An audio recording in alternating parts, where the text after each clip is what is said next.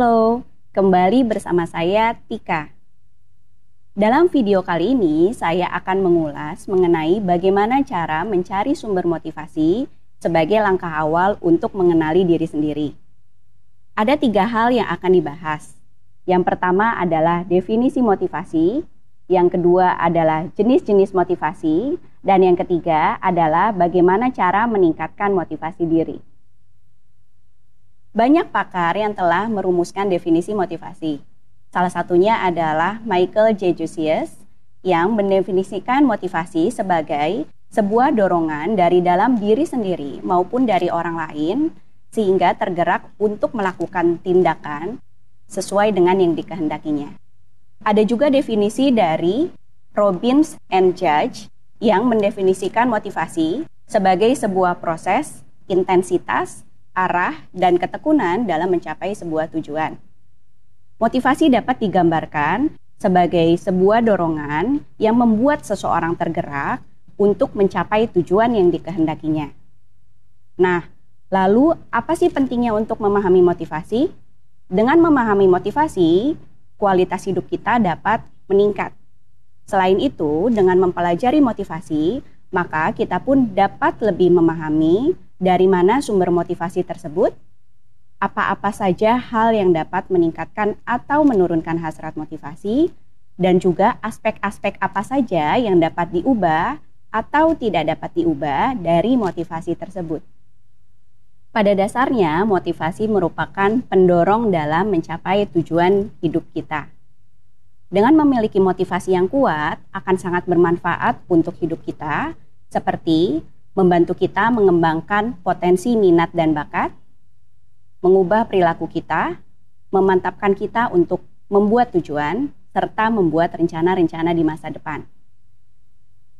Sumber motivasi itu sendiri dapat berasal dari dalam diri kita atau disebut sebagai motivasi intrinsik, atau dapat juga berasal dari orang lain, pihak luar kita, atau biasa disebut sebagai motivasi ekstrinsik.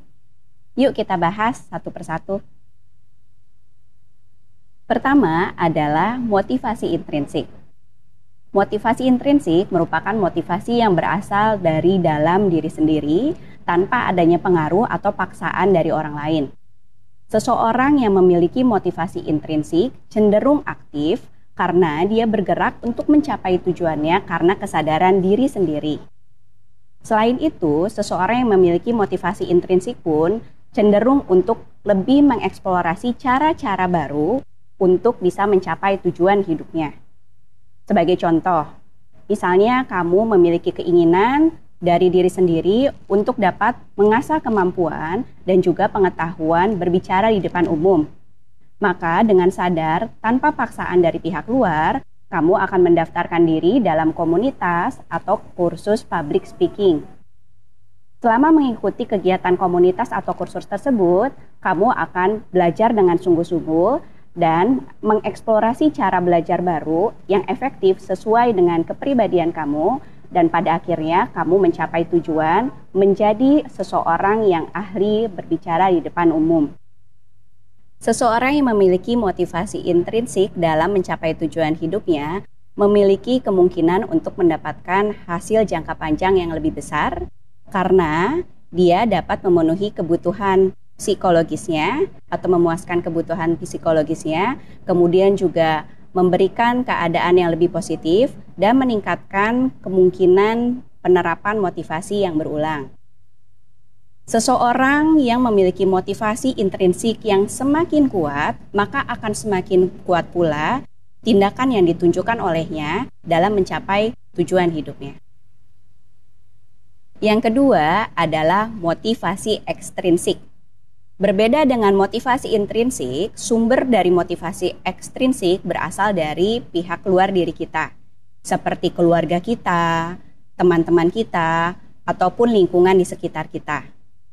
Biasanya orang memiliki motivasi ekstrinsik karena beberapa hal. Apakah karena adanya harapan untuk mendapatkan pujian, mendapatkan imbalan, atau justru menghindari hukuman. Misalnya, kamu adalah seorang karyawan di sebuah perusahaan, dan perusahaan tersebut mengumumkan ada kebijakan bagi karyawan yang dapat menunjukkan kinerja yang baik dan konsisten akan mendapatkan kesempatan promosi.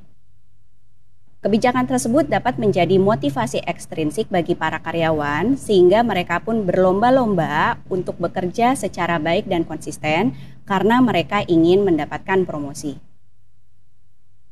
Motivasi tidak hanya membuat kamu untuk tetap fokus dalam mencapai tujuan, tapi juga dapat membuat kamu untuk mengantisipasi hal-hal resiko maupun hambatan yang mungkin terjadi dalam proses mencapai tujuan tersebut.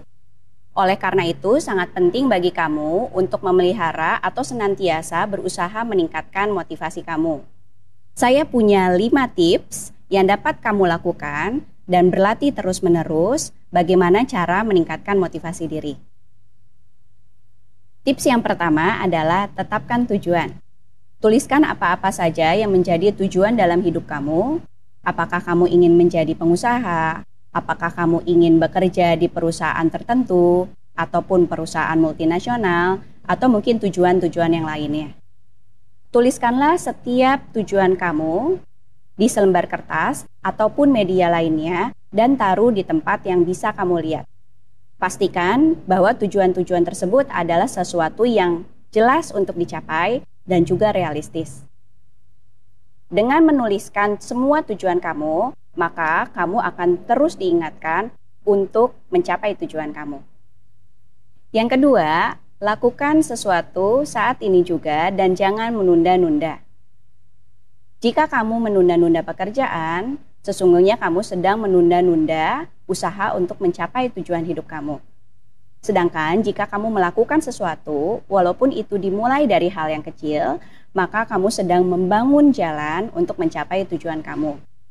Misalnya, ketika di pekerjaan kamu mendapatkan penugasan atau proyek-proyek yang harus kamu selesaikan dalam jangka waktu tertentu. Jika kamu tidak mencicil pekerjaan tersebut dari waktu ke waktu, maka pada akhirnya pekerjaan tersebut akan menumpuk dan kamu pun akan kewalahan dan menjadi tidak fokus. Selain itu, kamu pun akan kehilangan kesempatan untuk mencapai tujuan kamu dalam karir, seperti kehilangan kesempatan untuk dipromosikan, kehilangan kesempatan untuk mendapatkan kenaikan gaji, dan seterusnya. Supaya kamu tidak menunda-nunda pekerjaan, maka kamu bisa berlatih untuk membuat to-do list dengan mencatatkan 2-3 poin setiap harinya hal-hal apa saja yang ingin kamu selesaikan dan pastikan hal-hal tersebut adalah hal-hal yang realistis untuk diselesaikan. Menunda pekerjaan dapat menjadi penyakit yang pada akhirnya menghalangi kamu untuk mencapai tujuan kamu. Oleh karena itu, singkirkan rasa malas dan kita mulai lakukan sesuatu saat ini juga. Yang ketiga adalah tetap fokus. Tidak hanya fokus terhadap tujuan hidupmu, tetapi juga fokus dalam proses atau cara-cara untuk mencapai tujuan tersebut. Dengan fokus dalam proses pencapaian tujuan, maka kamu dapat mengeksplorasi cara mana yang efektif dan tidak efektif untuk mencapai tujuan hidup. Tentunya dalam mencapai tujuan hidup dibutuhkan kerja keras dan konsistensi. Misalnya ketika kamu di perusahaan atau bekerja dan kamu sedang menangani berbagai proyek, maka untuk menghasilkan yang terbaik, kerjakanlah proyek tersebut secara fokus. Ingatlah bahwa konsentrasi yang tinggi dan hasil yang terbaik hanya dapat diperoleh ketika kamu dalam keadaan fokus. Yang keempat adalah atasi rasa takut. Hal yang sangat wajar jika seseorang merasa takut gagal dalam proses mencapai tujuan hidupnya. Sebenarnya, dengan mengatasi rasa takut kamu dan menghadapi kegagalan, maka kamu dapat belajar untuk tidak mengulangi kesalahan yang sama. Bahkan, kamu pun dapat melihat kegagalan tersebut sebagai cambuk untuk diri sendiri untuk terus maju dan bekerja keras meraih impian kamu. Yang kelima, berilah penghargaan untuk setiap keberhasilan yang dicapai. Misalnya, kamu sukses untuk menyelesaikan proyek di pekerjaan kamu, atau pencapaian-pencapaian kecil lainnya. Pencapaian kecil tersebut dapat diselebrasi dengan hal-hal seperti jalan-jalan dengan keluarga, atau mungkin hanya sekedar me time.